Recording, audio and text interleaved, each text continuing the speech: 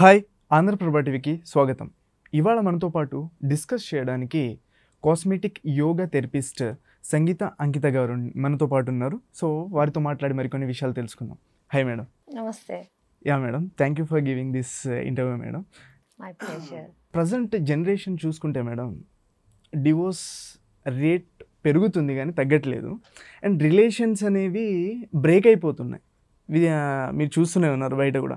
అంటే చిన్నపిల్లలు లవ్ చేసుకుంటున్నారు 6 క్లాస్లో, ఇలాంటివి జరుగుతుంటాయి. దానికి పేరెంట్స్ కూడా సపోర్ట్ చేస్తున్నారు.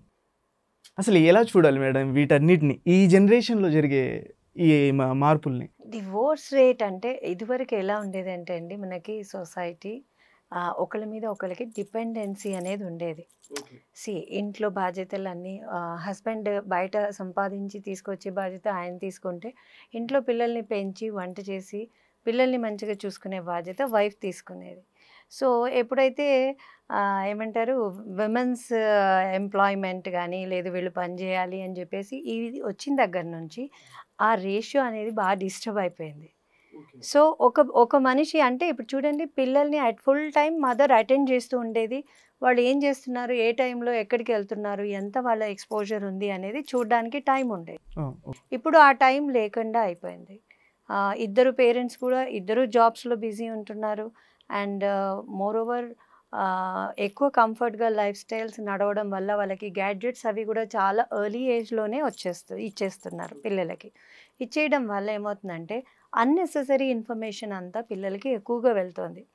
అంటే డైవోర్స్కి రీజన్ అంటే ఆ మధ్య చూశాను నేను ఒకటి, డైవోర్స్ చేసుకున్న తర్వాత పార్టీ త్రో చేసింది ఒక మహిళ.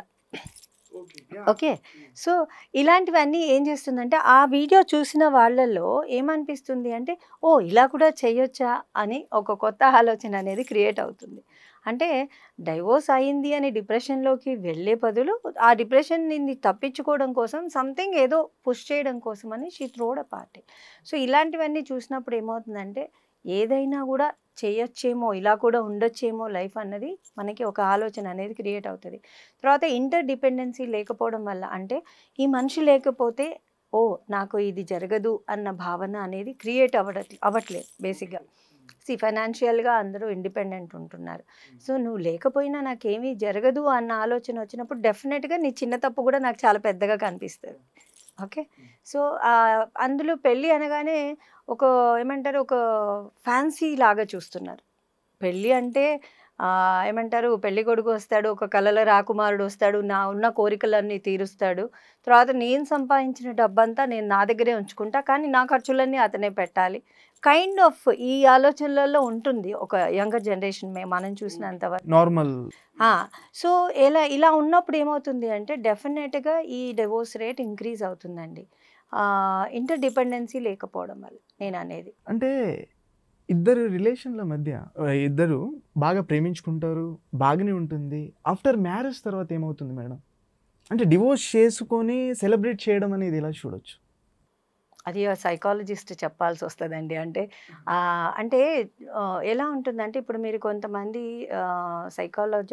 సైకాలజిస్టులు చూస్తుంటారు చాలా వరకు, ఒకలాంటి అగ్రివేషన్లోకి వెళ్ళిపోతారు. డిప్రెషన్ నుంచి అగ్రివేషన్లోకి వెళ్ళిపోతారు. I see this celebration as such kind of incident, అంతే బేసిక్గా. సో చిన్న చిన్న తప్పుల్ని కూడా పెద్ద మిర్రర్లో చూడడము, తర్వాత ప్రతి నిమిషం ఎక్సైట్మెంట్ కావాలి అని కోరుకోవడం, అంటే బ్యాలెన్స్ అనేది లేకుండా పోతుంది. అంటే వర్క్ వైజ్గా కూడా ఏమవుతుందంటే సెడెంటరీ లైఫ్ స్టైల్, అండ్ ఎక్కువ ఇదివరకు చాలా సంవత్సరాలు సంపాదిస్తే తప్ప పెద్దగా 5 అంకెలలో జీతం వచ్చేది కాదు. ఇప్పుడు చాలా చిన్న ఏజ్లోనే చాలా ఎక్కువగా జీతాలు వచ్చేస్తున్నాయి. సో ఇలాంటప్పుడు ఏమవుతుందంటే లగ్జరీస్ బాగా వచ్చేస్తున్నాయి.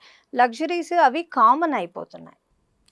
ఓకే, లగ్జరీస్ అనేవి కామన్ అయినప్పుడు మనకు దేనికి ఎక్సైట్మెంట్ ఉంటుంది కదా. అంటే మా చిన్నప్పుడు చూసుకుంటే చాలా సరే, ఒక కార్ కొనడమో ఏదో అది చాలా లగ్జరీగా చూసేవాళ్ళు, లేదా ఒక ఫ్యామిలీ అకేషన్ వచ్చినప్పుడు అందరు కలిసి టైం స్పెండ్ చేసి దానికోసం ఎదురు చూసి అలా ఉండేది. ఇప్పుడు అలా కాదు కదా, మీకు ఎవ్రీ టైం వీకెండ్ వచ్చిందంటే మీకు పార్టీస్ వచ్చేస్తుంది, అన్ని లగ్జరీస్ మనకి వేళ్ళ చివర్లో అవైలబుల్ ఉన్నాయి. సో ఇలాంటివి ఉన్నప్పుడు ఏంటంటే మనకి ఎక్సైట్మెంట్ అంటే మన బ్రెయిన్లో డోపమైన్ ప్రొడక్షన్ అనేది చిన్న చిన్న వాటికి జరుగుతుంది. సో నార్మల్వి సంతోషాన్ని ఇవ్వలేకపోతున్నాయి. Okay. That's what happens. So major ఇక్కడ వచ్చేసి reels effect and celebrities effect కూడా చాలా ఉంటుంది. ఆ సెలబ్రిటీ వాళ్ళు ఎలా డ్రెస్ చేసుకున్నారో నా పెళ్ళికి కూడా నేను ఇలాగే డ్రెస్ చేసుకుంటాను, ఇదే డిజైనర్ అవుట్ఫిట్ నేను తీసుకోవాలి అన్న ఒక ఇంప్రెషన్ యంగ్స్టర్స్లో బాగా వచ్చేసిందండి. నాకు ఒక మంచిగా అనిపించిన ఒక ఇన్సిడెంట్ ఏంటంటే ప్రీ వెడ్డింగ్ షూట్స్ అవి ఏవి లేకుండా ఇవేవి చేయకుండా ఉండి కెమెరామెన్స్ పెళ్లి పందిరికి దగ్గరికి రాకుండా ఉంటేనే నేను పెళ్లి చేసుకుంటానని ఒక పెళ్లి కొడుకు ముందే రూల్ పెట్టాట. Okay, so I felt so happy for that యాక్చువల్గా. ఎందుకంటే పెళ్ళికి ముహూర్తం ఎందుకు పెడతారు?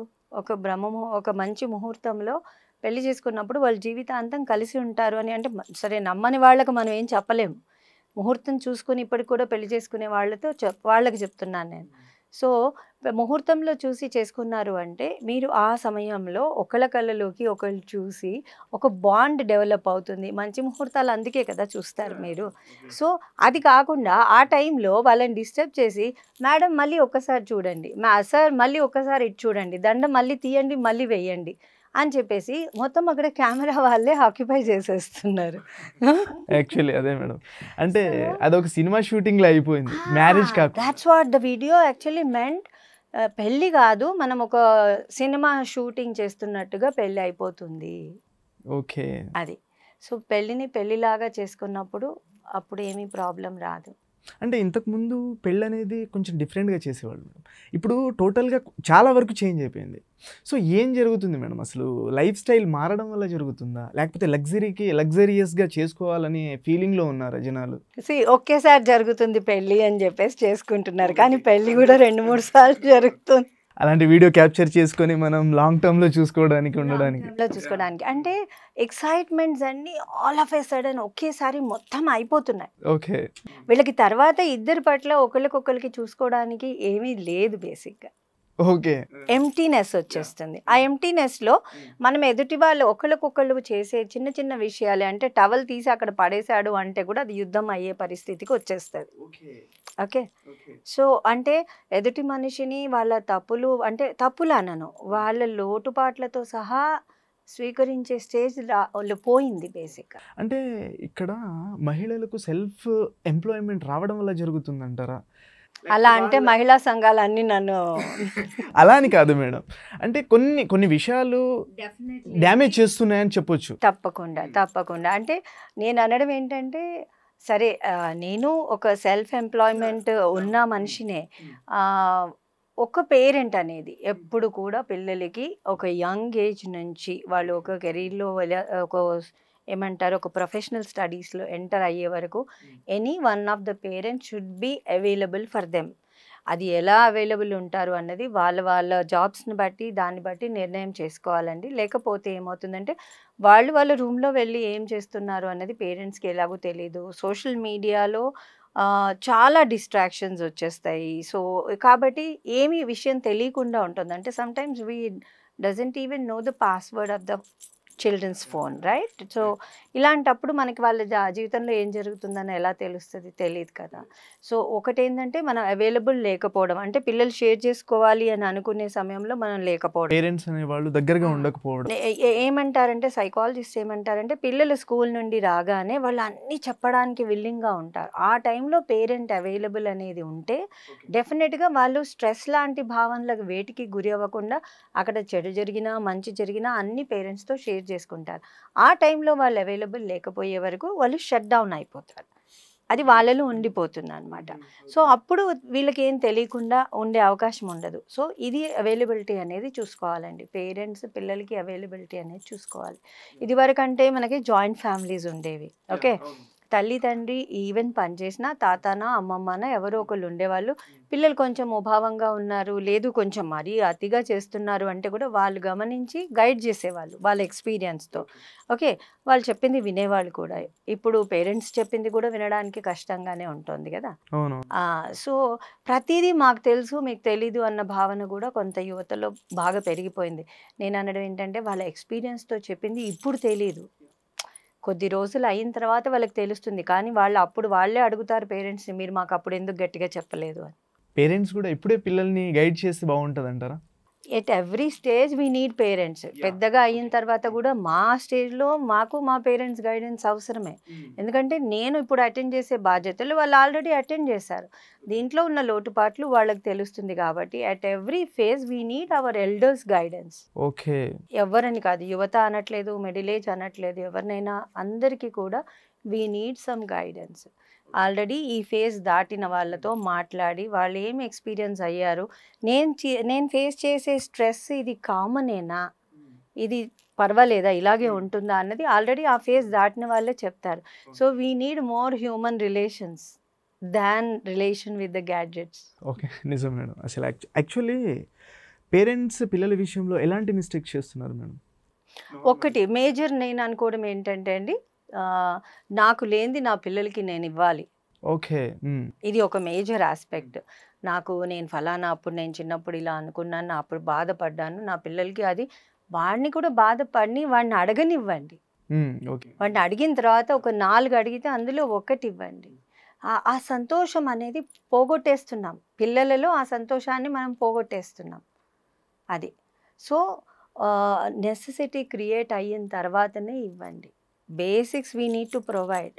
మిగిలినదంతా వాళ్ళకి సంపాదిస్తే ఎంతగా అంటే ఎంత ఎఫర్ట్ పడుతుంది అన్నది వాళ్ళకి తెలియట్లేదు అన్నది ఒకటి. అంటే కష్టం విలువ తెలియని పిల్లలు ఎలా బిహేవ్ చేస్తారో వాళ్ళకి అర్థం కాదు. సో డ్యామేజ్ అయిపోయిన తర్వాత పేరెంట్స్ బాధపడిన వేస్ట్. ఇప్పుడు నేను చాలా పువ్వుల్లో పెట్టి చూసుకున్నాను, రేపు పొద్దున పెళ్ళి అయిన తర్వాత నా కూతురికి ఒక కష్టం కూడా రాకూడదంటే, అరే లైఫ్ కదా, we have to face lot of situations. అన్నీ బాగుంటే కూడా చాలా రకాల స్ట్రగుల్ ఫేస్ చేయాల్సి వస్తుంది. అండ్ దెన్ స్ట్రగులే చేయకూడదు అంటే no meaning at all. Yeah, అది నిజం మేడం. అండ్ ఈ రీల్స్ ఇవన్నీ ఈ ప్రజెంట్ జనరేషన్ ఇవన్నీ ట్రూ అనుకుంటున్నారు మేడం. ఇప్పుడు సెలబ్రేట్ చేసుకోవడము, లేకపోతే రీల్స్ చేయడమే మాకు ఒక పని, ఇది లేకపోతే జీవితం లేదు అన్నట్టు అయిపోతున్నారు. సరే, ఎలా చూడవచ్చు మేడం ఇలాంటి వాటిని? ఇందులో సటైర్ ఒకటి చూసాను, నేను సోషల్ మీడియాలోనే చూసాను. రీల్స్ చెయ్యదా అసలు, నువ్వేమనుకుంటున్నావు, రీల్స్ చేయకపోతే రేపు పొద్దున్న ఎలా బతకాలనుకుంటున్నా అంటే. ఒకటండి, ఐ విల్ సే గవర్నమెంట్ ఒక స్ట్రిక్ట్ రూల్ అనేది తీసుకురావాలి అనిపిస్తుంది ఈ విషయానికి సంబంధించి. ఎందుకంటే మీకు టాలెంట్ ఉండక్కర్లేదు, మీరు ఎంత వెర్రి పని చేస్తే ఆ రీల్ అంత సక్సెస్ అవుతుంది, మీరు ఎంత అసహ్యంగా తింటే అంత రీల్ సక్సెస్ అవుతుంది. సో మీకు డబ్బు రావడానికి మీరు ఎంత వియర్డ్గా బిహేవ్ చేస్తే అంతగా మీకు డబ్బు వస్తుంది అన్నట్టు చూపించిన తర్వాత then people start behaving in the same way. Actually ఇది కూడా ఒక స్ట్రిక్ట్ రూల్ అనేది గవర్నమెంట్ తరఫు నుంచి రావాల్సింది. నిజంగా తీసుకోవాలి. మొన్న కొంతమంది యూట్యూబర్లు కలిసి కొంతమంది కామెంట్ చేశారు మేడం, ఇది బాగా వైరల్ అయింది. యా, మీకు తెలుసు అది. సో అది బేసిక్గా ఒక ఫ్రెండ్ మాట్లాడుకునే విషయం కూడా కాదు మేడం, అసలు ఎవ్వరు మాట్లాడుకోరు. అలాంటిది ఒక పబ్లిక్ ప్లాట్ఫామ్లో మాట్లాడి దాన్ని స్ట్రీమ్ చేశారంటే ఎలా చూడొచ్చు మేడం? ఎంత డ్యామేజ్ అవుతుంది madam? Before also such things happened, మరి ఇది ఒక్కటి వైరల్ అయింది. యా, ఓకే, ఇలాంటి షోస్ ఇదివరకు కూడా జరిగాయి. డార్క్ కామెడీ అని చెప్పేసి ఇలాంటివి ఇదివరకు కూడా జరిగాయి, చాలా వచ్చాయి. కానీ ఇప్పుడు అది వైరల్ చేశారు. ఇలాంటి మాటలే సిమిలర్గా కూడా మాట్లాడారు. ఓకే, ఇలాంటి మాటలే సిమిలర్గా కూడా మాట్లాడడం జరిగింది. అతను బ్యాడ్ లక్ అనుకోవాలి బేసిక్గా. He was exposed. ఎందుకు అంటే అదే నేను చెప్తున్నాను కదా, చిన్న విషయాలకే మనకి నార్మల్ విషయాలకి అంటే ఒక చిన్న సంతోషము లేదు, మనకి ఏదో చిన్నది ఇంట్లో జరిగింది దానికి సంతోషపడే ఈ స్టేజ్ దాటిపోయాం మనం.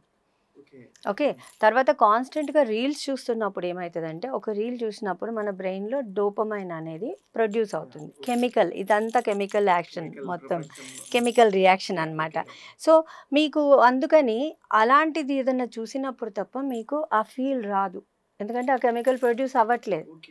జనరల్గా మీకు డోపమైన్ వేరే కొన్ని ఫిజికల్ యాక్టివిటీస్ చేసి లేదు ఇలాంటి వాటిలలో మనకు ప్రొడ్యూస్ అవుతుంది. ఏదైనా ఒక యాక్టివిటీ చేస్తే ప్రొడ్యూస్ అయ్యే హార్మోను సింపుల్గా మీరు మొబైల్ పట్టుకుని స్క్రోల్ చేస్తూ ఉంటే ప్రొడ్యూస్ అవుతుంది మీ బ్రెయిన్లో. ఓకే, దానికి అలవాటు పడిపోయారు జనాలు కూడా, అడిక్షన్. సో ఆ హార్మోన్ ప్రొడక్షన్కి అడిక్షన్ అయిపోయి మళ్ళీ అదే చూడాలనిపిస్తుంది, ఎందుకంటే the hormone is playing the role, not the person. Madam మీ జనరేషన్లో చూస్తే బయటికెళ్ళి ఆడుకోవడము, చిన్నపిల్లలు ఇలాంటి యాక్టివిటీస్ చేసేవాళ్ళు. సో ఇప్పుడు generation mobile, reels, Instagram, so ఇవే ప్రపంచం అనుకుంటున్నారు. సో ఇలాంటివి ఇంకా ఎక్కువైతే ఇప్పుడు ప్రెజెంట్ జనరేషన్ పరిస్థితి ఏంటి మేడం ఇన్ ఫ్యూచర్? ఇది ఒక జోక్ కూడా ఉంది కదా, లావైపోతున్న ఒక ఎమ్మెల్యే కేతిరెడ్డి పెద్దిరెడ్డి గారు లావైపోతున్నావు ఆడుకోవచ్చు కదరా అంటే, అమ్మ మొబైల్ ఇవ్వట్లేదు సార్ అంటాడు అన్నట్టు. సో అది ఎంత ప్యాథటిక్ సిచ్యువేషన్ అంటే, ఆట అనేది ఏంటి అన్నది కూడా తెలియకుండా పిల్లలు అయిపోతున్నారు అని. అంటే ఆట అనేది ఫోన్లో దొరుకుతుందనే ఫీల్లో ఉన్నారు. ఫోన్లో దొరకడం కదా ఆట అంటే, వాడికి ఫిజికల్ యాక్టివిటీ అది కూడా ఆట అన్నది వాడికి తెలిసే అవకాశం కూడా లేకుండా బేసిక్గా ఇప్పుడు పిల్లలు ఇదివరకు ఏంటంటే 4-5 పిల్లలు ఉండేవాళ్ళు. అరే వెళ్ళండి రా ఆడుకోండి అని పిల్లల్ని బయటికి తోసేవాళ్ళు. ఇప్పుడు బయటికి తోస్తే మనకి పిల్లలకి ఏమైనా అయిపోతుందేమో అని భయం, కమ్యూనిటీలలో ఏం జరుగుతుంది అన్నది తెలీదు. ఓకే, సోషల్ సెక్యూరిటీ ఇష్యూస్ వస్తున్నాయి. అండ్ దెన్ ఒక్కళ్ళో లేదా ఇద్దరంటే చాలా తక్కువ ఉన్నారు, ఒకళ్ళే పిల్లలు ఉంటున్నారు. వాళ్ళకి ఒక సిబ్లింగ్ లేదు, సిబ్లింగ్ రైవల్రీ లేదు, అలాంటివి ఏమీ లేవు. సో ఇవన్నీ లేని పరిస్థితులలో అండ్ స్కూల్స్లో కూడా గ్రౌండ్స్ ఉండట్లేదు ఇప్పుడు పరిస్థితి. సో నేను లేటెస్ట్గా ఒక స్కూల్ యాన్యువల్ డేకి వెళ్ళినప్పుడు, మేక్ దెమ్ ప్లే మోర్ అని చెప్పేసి అన్నప్పుడు, yes madam we are providing all the indoor games for them, they can play ఏంటి టేబుల్ టెన్నిస్, అలా అంటే ఇండోర్లో ఆడేవి మాత్రమే వాళ్ళు మేము ప్రొవైడ్ చేయగలుగుతున్నాం ప్రస్తుతానికి అని చెప్పేసి స్కూల్ ప్రిన్సిపల్ చెప్తుండే అనమాట. సో ఫిజికల్ యాక్టివిటీ లేకపోతే ఎట్టి పరిస్థితులలో టీనేజర్స్లో వాళ్ళ హార్మోన్స్ అనేది బ్యాలెన్స్ అవ్వడం జరగదండి.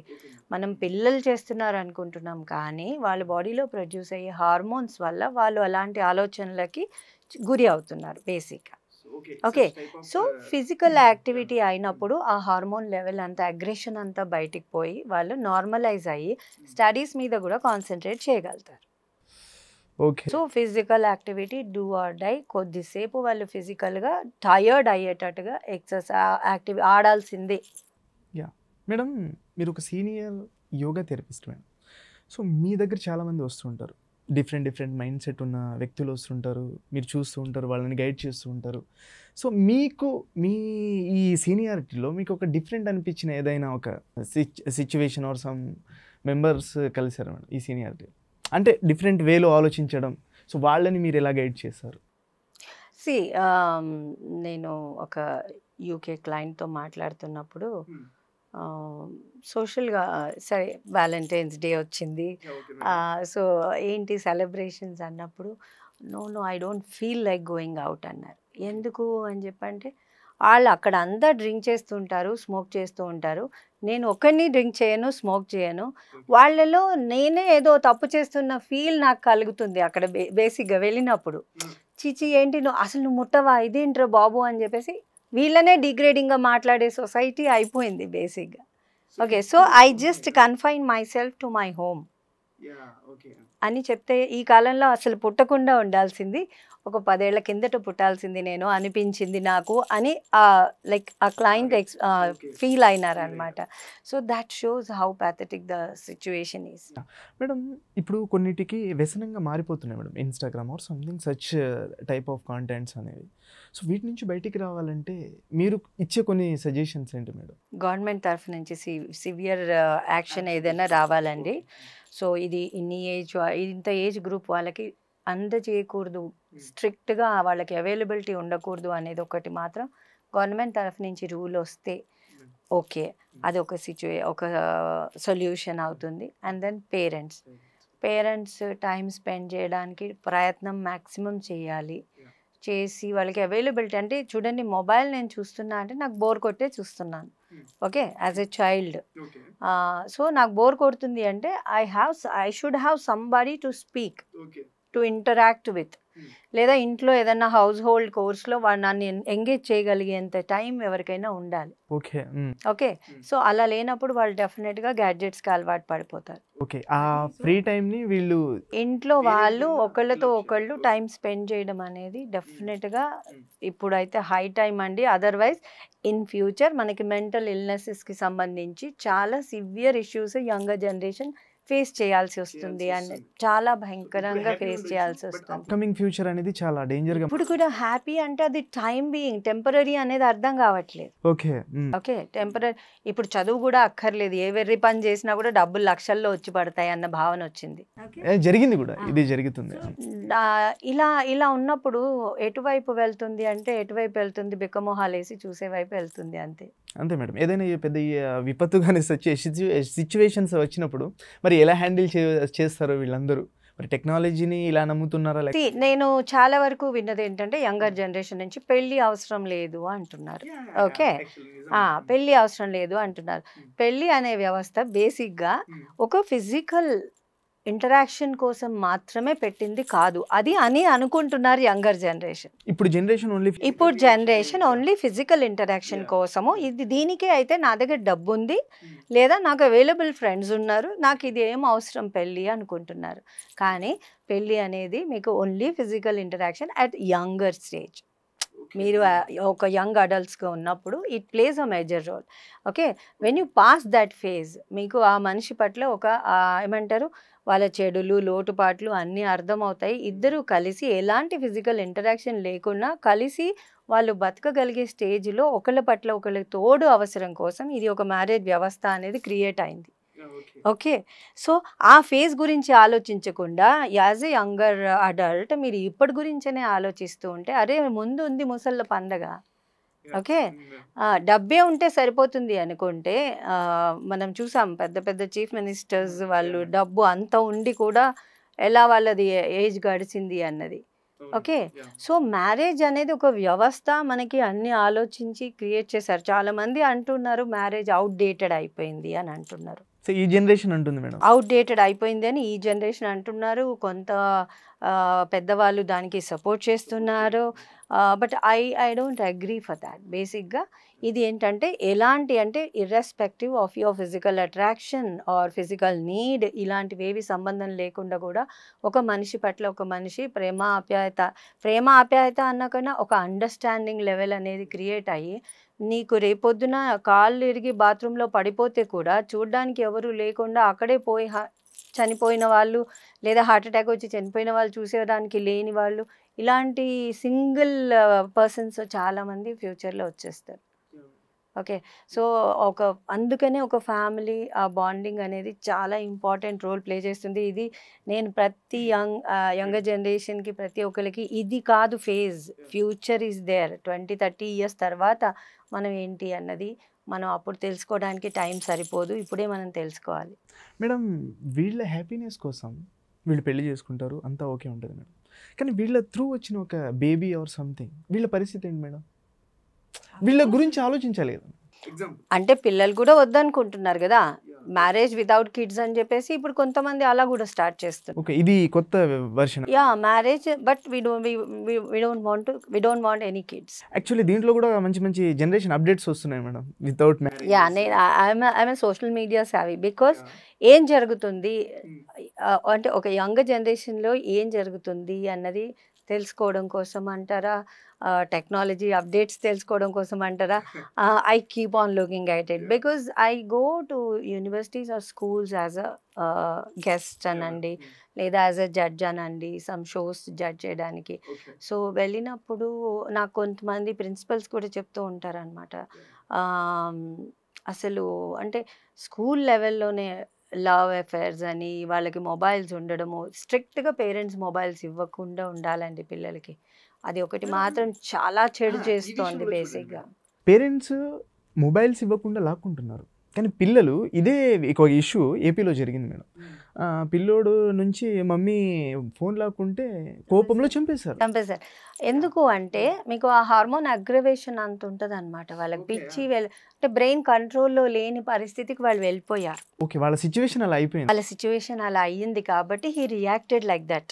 ఓకే, నేను అదే చెప్తున్నాను కదా, ఒక్కొక్కసారి వాళ్ళు ఆ రీల్ స్క్రోల్ చేసినప్పుడల్లా బ్రెయిన్లో కెమికల్ రియాక్షన్ జరుగుతూ ఉంటుంది.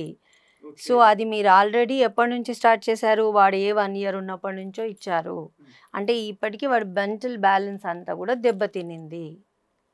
So that's the result, parent has to suffer. So maximum per day 15 minutes నుంచి హాఫ్ అన్ అవర్ కన్నా మీరు మొబైల్ కానీ టీవీ కానీ రీల్స్, పర్టికులర్గా రీల్స్, మాకు పిల్లలే చెప్తారు, మీరు రీల్స్ కాకుండా మీకు ఏం కావాలో యూట్యూబ్లో సెర్చ్ చేసి అది చూడండి. There is lot of difference between these two things. మనం ఏం చూడాలి అనుకుంటే మనకి చాలా లిమిట్ టాపిక్స్ వస్తాయి. ఏమొస్తాయి? చాలా 3-4 టాపిక్స్ వస్తాయి. రీల్స్లో మీరు బీభత్సంగా పనికి వచ్చేవి, పనికి రానివి, ఎక్కడెక్కడో ఏ విదేశంలోనో ఎవడో ఏ వెర్రి చేష్టలో చేసింది అదే బుర్రలో తిరుగుతూ ఉంటుందండి. అండ్ లైక్ల కోసం కొంతమంది మహిళలు కూడా చాలా, అది వాళ్ళ ఇష్టమో లేకపోతే ఇష్టపూర్వకంగా వాళ్ళ ఇష్టం, అది డస్ దాట్. అదే అంటే చూడండి, ఇప్పుడు ఒక్కొక్క లెవెల్ ఒక్కొక్క రకంగా ఉంటుంది. నేను ఇక్కడికి ఇది మంచిది అనుకుంటాను, వాళ్ళు వేరే ఇంకా కొంచెం పైనకు మంచిది అనుకుంటారు, వాళ్ళు ఇంకా కొంచెం పైకి మంచిది అనుకుంటారు. ఈ లెవెల్ అనేది differs for each and every, depends on వాళ్ళ పర్సనల్ చాయిస్. సో ఇలాంటి మంచి విషయాలు మాతో పంచుకున్నందుకు కృతజ్ఞతలు madam. Thank you so much.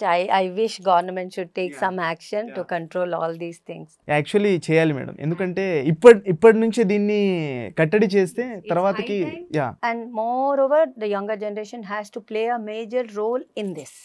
Madam ఇప్పుడు చాలా మార్పు జరిగిపోయింది మేడం ఈ 5-6 ఇయర్స్లో. చాలా జరిగింది. అంటే కరోనా టైం నుంచి ఏమైందంటే మనం మోస్ట్లీ ఇంట్లో ఉండిపోవడము, ఆ టైంలో కొంచెం ఈ అడిక్షన్ ఎక్కువగా అయిపోయింది అనమాట. బేసిక్గా అంటే ఆన్లైన్ స్టడీస్ వచ్చేసినాయి, ఎవ్రీథింగ్ వెంట్ ఆన్లైన్ కదా, ప్రతిదానికి ట్యాబో మొబైల్లో పట్టుకుంది పని అవ్వట్లేదు. సో దాంతో ఇది కొంచెం ఇంకా ఎక్కువగా దానిలో మునగడానికి ఈ కరోనా కూడా కొంచెం దానికి ఎక్కువ తోడ్పాటు అయింది, సపోర్ట్ చేసింది అనుకోవచ్చు మేడం. యాక్చువల్లీ మేడం దీని నుంచి బయటకు రావాలి మేడం. సో మీలాంటి వాళ్ళు బయటకు వచ్చి దీని గురించి మాట్లాడితే కానీ వాళ్ళు బయటికి రారు. సో మీరు కూడా మీలాంటి వాళ్ళు కూడా ఇలా బయటకు వచ్చి మాట్లాడి అండ్ వీళ్ళందరినీ మోటివేట్ చేస్తే హ్యాపీ మేడం అందరూ. So thank you madam, thank you.